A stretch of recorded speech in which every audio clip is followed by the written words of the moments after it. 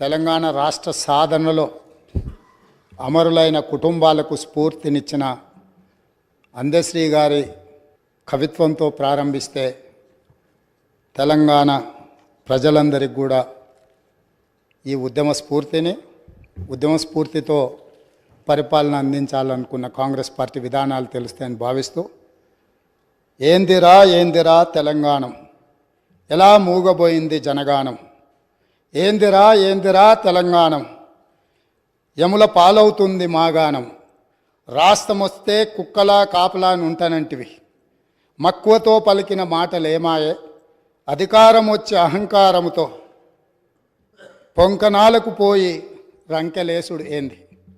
అందశ్రీ గారు తెలంగాణలో జరుగుతున్న పరిణామాల మీద ఒక స్పష్టమైన భాషను భావాన్ని ఈ తెలంగాణ సమాజానికి ఇచ్చిండ్రు.